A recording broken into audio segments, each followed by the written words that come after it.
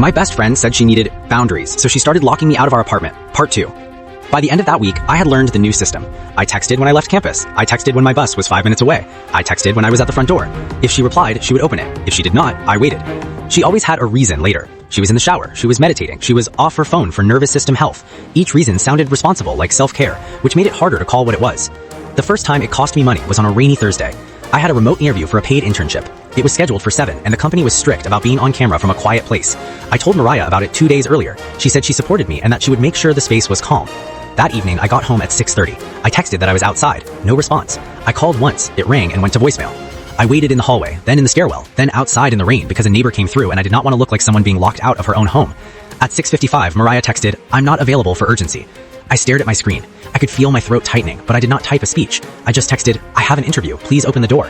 3 minutes later, she opened it with the chain on and looked at me like I was a child who had forgotten a rule. "I told you," she said quietly. "Pressure makes me shut down." I walked past her, went straight to my room, and did the interview sitting on my bed with my laptop balanced on a laundry basket because my chair did not fit properly in the corner. The internet stuttered twice. I answered questions while listening to her blender in the kitchen because she decided a smoothie was part of her evening routine. I did not ask her to stop. I just kept talking and hoped the interviewer could not hear.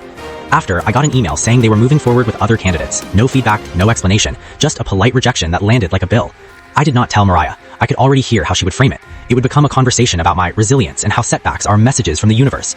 Instead, I started shifting my life out of the apartment in small ways. I began spending more time at the library. I moved my important documents into my backpack. I stopped buying shared groceries and bought only things I could keep in my room. I changed my delivery address to a locker pickup because I did not want her to touch my packages. I also stopped texting her beyond what was required to get inside. That is when she noticed. She started sending check-ins that weren't really check-ins. "You've been distant. Your energy feels closed. Are we okay?" The messages came with that same therapy softness that makes everything sound mutual even when it isn't. One night, she knocked on my door and asked if we could do a roommate reset talk. She sat on the floor outside my room like she was a mediator and not the person controlling the lock. She told me she felt me withdrawing connection as punishment. She said I was creating an unsafe environment by being quiet. She said silence was a form of aggression. I told her I was just busy. She tilted her head. "I need transparency," she said. "If you're upset, you should name it because I'm not going to live with passive energy." I did not argue about the word passive. I just said, "I am managing my own life." She asked if I was planning to move out. I said, "I'm not discussing plans."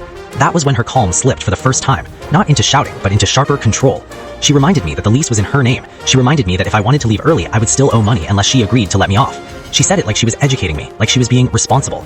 The next day, the building manager called me. He said Mariah had reported a conflict and wanted to make sure everything was documented. He asked if I felt safe. The way he said it, I could tell he already believed her version.